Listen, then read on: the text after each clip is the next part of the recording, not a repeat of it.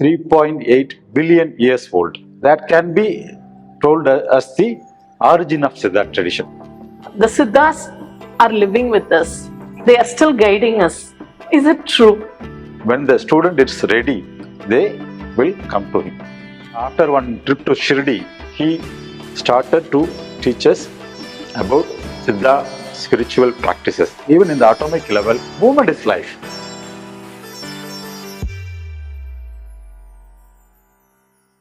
Arunachala Shiva. Vanakkam to all our Malayan channel viewers. Vanakkam, Dr. Joseph. Vanakkam. The Siddha tradition is not about finding the God. It is about attaining the personal highest humanity residing with us, as wonderfully quoted by Ayya Palpandian in the book Siddha Masters of Nature. So we all have heard about the Siddha tradition.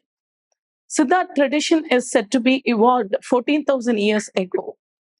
This is the information we have received as a general public. There are so many Siddha lineages. There are so many things related to Siddha tradition. We are blessed to have Dr. Joseph, doctor at Earth India Naturals and Earth India Siddha, who is going to guide us throughout about the Siddha tradition and also about the Brioception. Welcome, Doctor. Welcome. So, we have heard about Siddha tradition. Yes. It is an age-old tradition. So, age-old tradition, you mean to say, how old is the Siddha tradition and how it is linked to our way of life? Could you please describe that? Yes.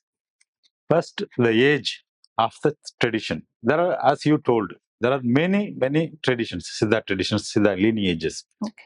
So, considering the age of the tradition, everyone mentioning about the age is based on his own research or the available data or his own perception. Very few are from some of the traditions.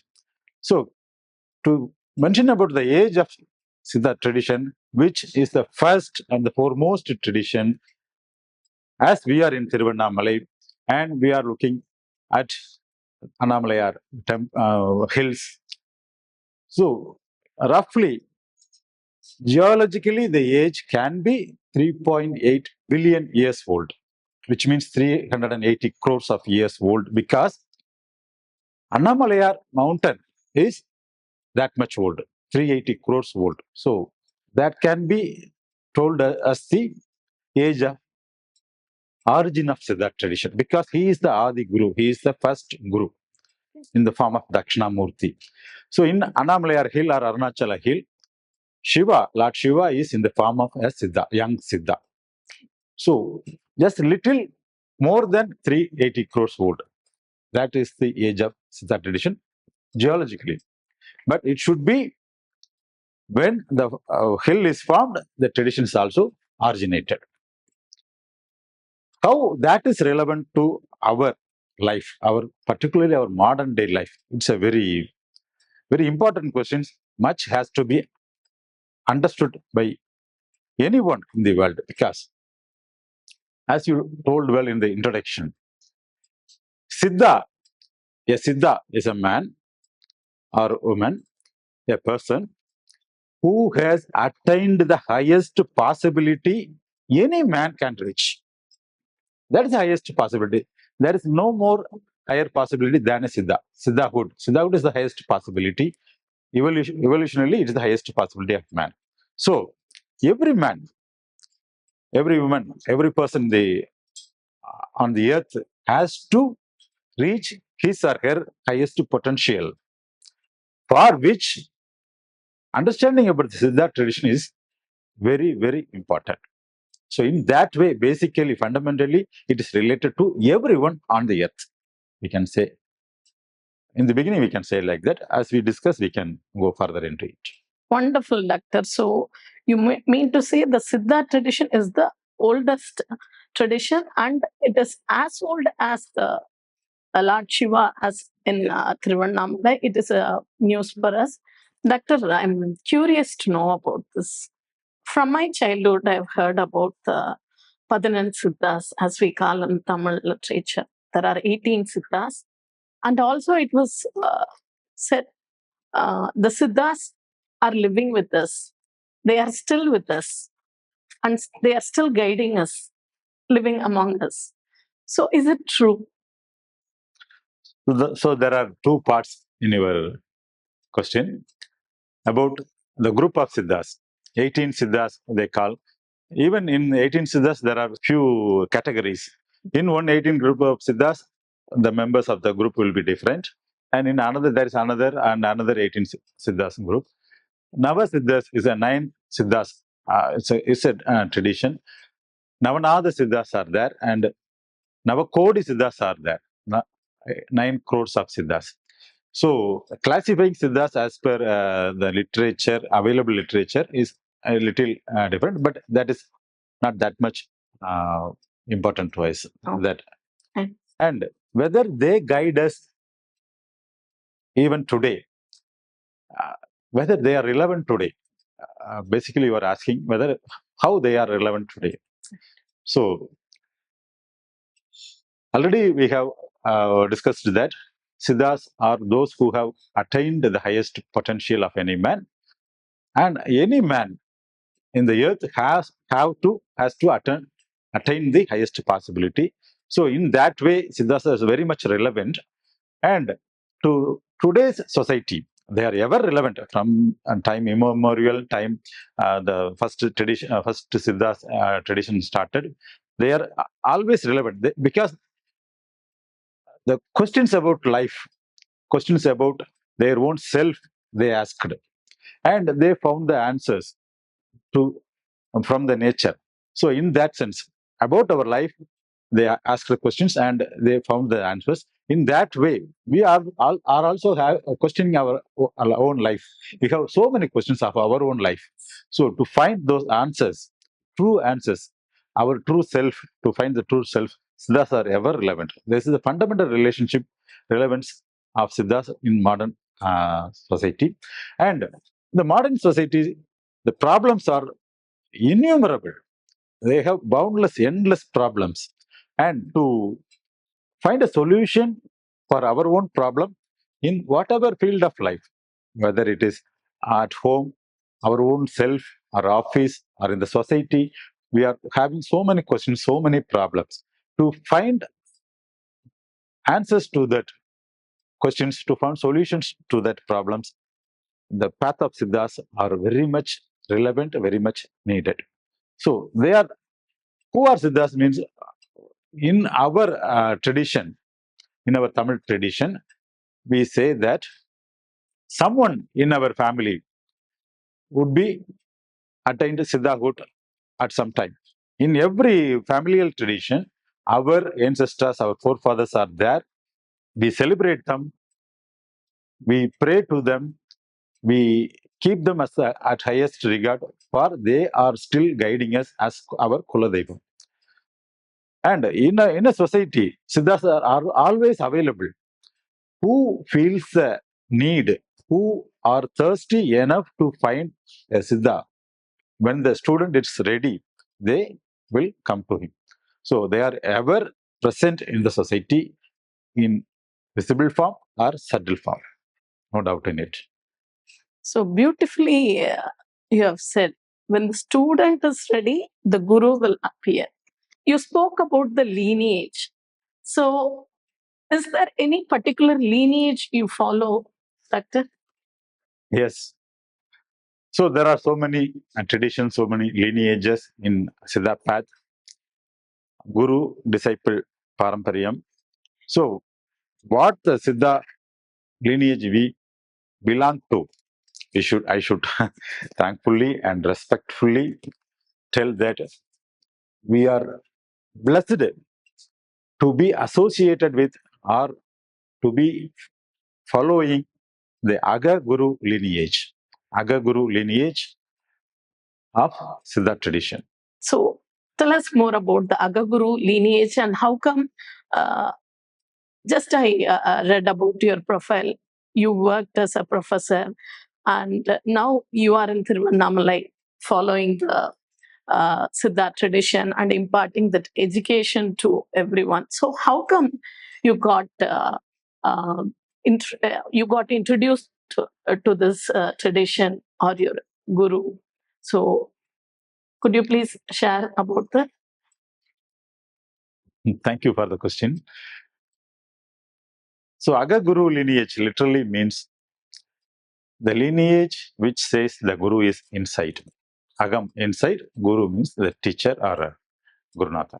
AgaGuru lineage, the one who guide us is Thiru Palpandian sir, who is a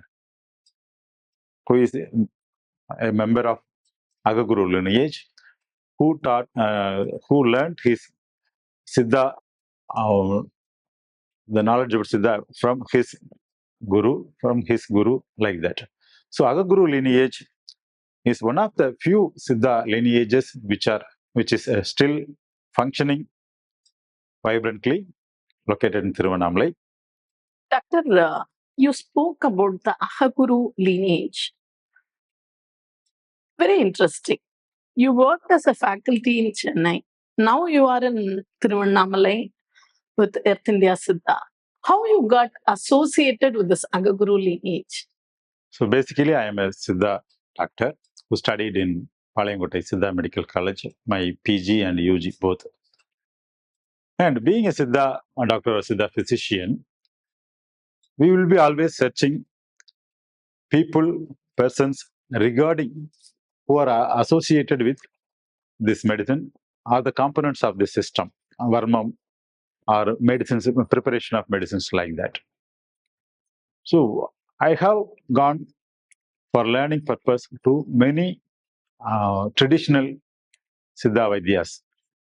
And I should say I'm very fortunate to get the news of our teacher, Palpandian sir, by accidentally through a social media group message by one of our junior doctors in January 2015.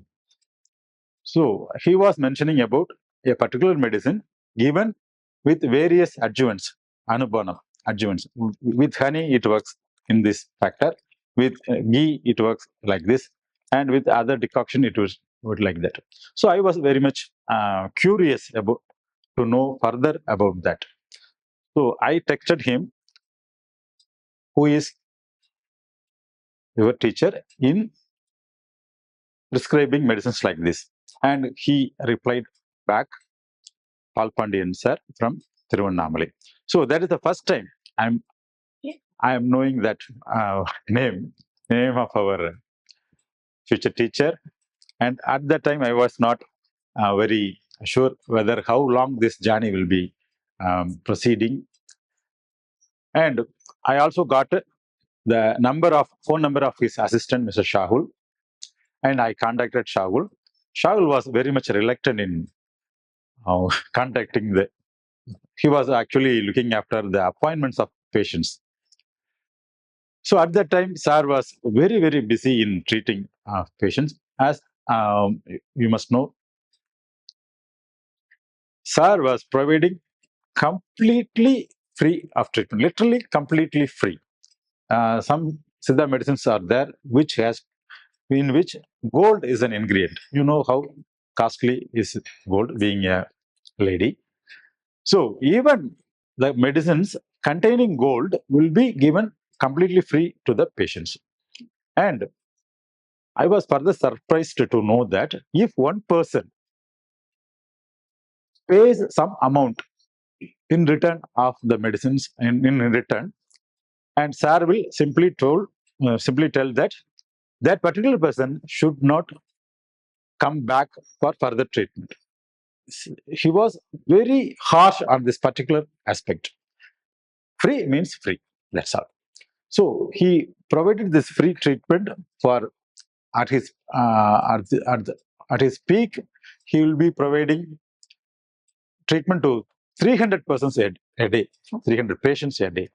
So that much busy he was. And naturally, Shagul was very much reluctant to give appointment for meeting him, sir, Palpandian sir. So it was very tough. And to meet him, we brought one patient from Chennai. I was basically working at that time at the Tamil Nadu Dr. MGR Medical University, Department of Siddha as assistant professor. And we were also running a clinic, Relevance of Siddha clinic at Arambakam. So one of the patients who was suffering from motor neuron disease, which is a terminal illness. There is no hope for patients to live for longer time. It's a degenerative neural disorder.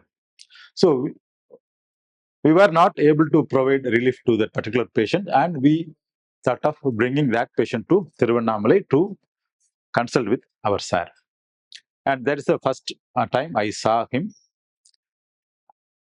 Through mail, I earlier contacted him.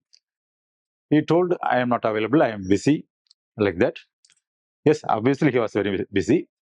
And after seeing the patient, he gave some appointment for 20 minutes. I will be seeing you only for 20 minutes. That was the reply for my email. But he was talking to me for about 3 hours about Siddha system. So this is my first meeting with sir. And this is how I get contacted with AgaGuru lineage.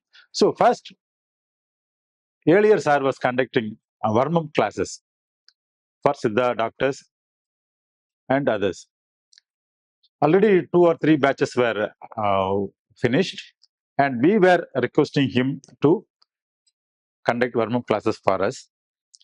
For that also, he was very much reluctant. Repeatedly, he was replying, I'm busy, let us see, like that. And after Chitra Bhavanami of 2015, sir accepted to conduct a session of a series of Varmam classes for us. So we contacted other students, possible students. So some 25 members attended monthly 2 days, one Saturday, Sunday at Thiruvannamalai Varmam classes. That is our first period of being his student, Varmam student. And as the years went, our relationship got a little deeper with the teacher. It was a natural flow. I was very much interested in his way of teaching, in his method of treating the patient, and particularly one more dimension of sir is preparation of medicines. There are so many very tough to prepare medicines in Siddha medicine, Siddha system. There are 32 types of internal medicines, 32 types. Decoction is a form, pill is a form, powder is a form. In that kind, 32 types of internal medicine and another 32 types of external medicine in Siddha system.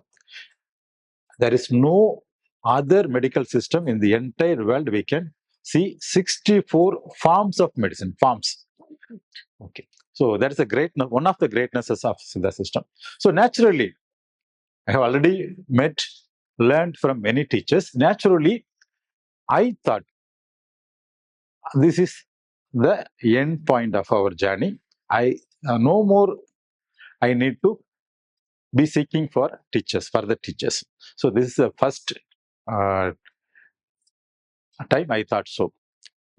With my earlier teachers, at one point, I got dissatisfied or I got insufficient. Further, something more I need, like that. With Palpandian sir, that seeking got over. So this is our first getting associated with the lineage. And at one point, after some 2 years, before that, sir was teaching us only Siddha medicine and Varma. Later, after one trip to Shirdi, he started to teach us about Siddha spiritual practices. Okay.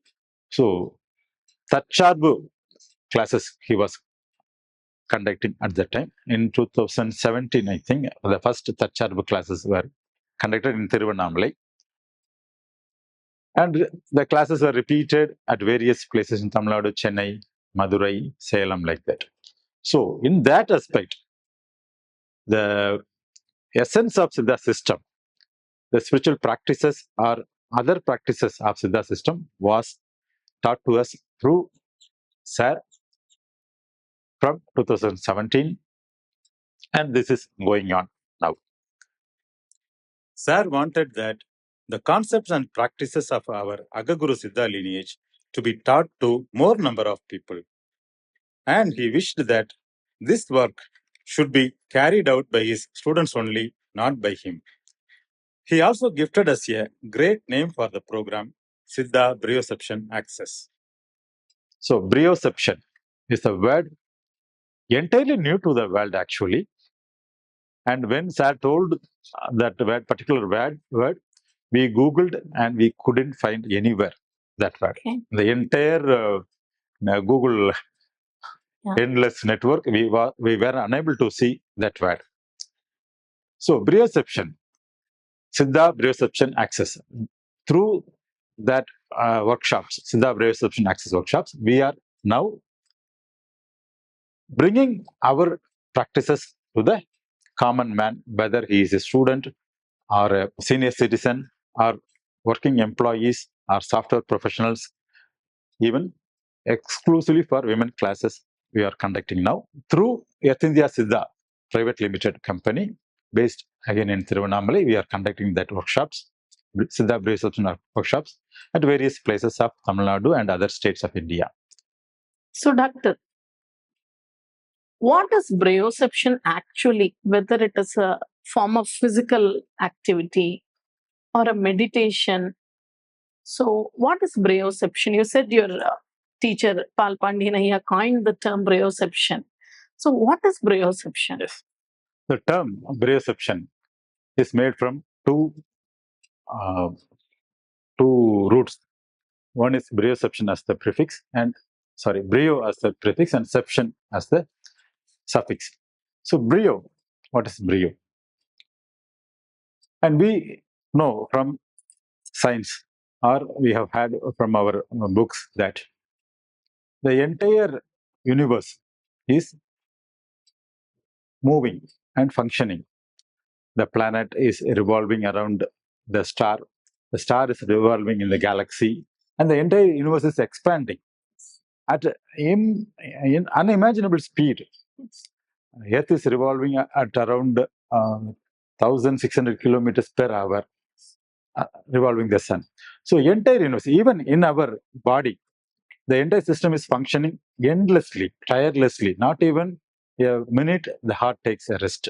So movement, even in the micro level, in the cellular level, even in the atomic level, movement is life. Everything is moving at various speeds. Everything in the universe, inside or outside, in the micro level or macro level, everything is moving, everything is functioning. Movement is life, simply. So for that movement, some energy is needed, depending upon the size of the substance or depending upon the velocity of how it moves. There some energy is needed. The energy may be little or large. Fundamentally, the entire energy, whether it is outside or inside, is the same. That is what science also has accepted, and that is what from the Siddha lineage also tells. The microcosm and macrocosm, human and the entire universe, are the same, made up of from the same fundamental substance, functioning using the same fundamental energy. So brio is nothing but roughly its energy, but it refers to our uyir. In Tamil, there is a word called uyir. There is no equivalent term for it in English. We can call it as life force or bio force or soul force. Brio means that energy or that life force. And ception is the method or way how we may be able to feel that energy, will feel that force. So brioception is a way to feel or to be in tune with our own life force. or soul force, whatever way you call it. So brioception is the direct meaning is the way to be with our own energy, our own force, life force, to how to be in tune, in sync with that force, how to utilize that force for our own wellness and for others' wellness also. So that is the actual meaning of brioception. So the concept of brioception is all about, as you said, it's knowing about us and utilizing the energy within us for the benefit of ourselves and for the society. Am I right, Doctor? Definitely. Yeah. Absolutely. Also, it was very beautiful. There were so many terms in Tamil which cannot be explained in English or any other language. That is the highest wealth of the language, Tamil. Weir. There is no similar word for weir, as you said. We now term it as life force. So, being in touch with the life force inside us, within us, very interesting, Doctor. I'm looking forward to learn from you.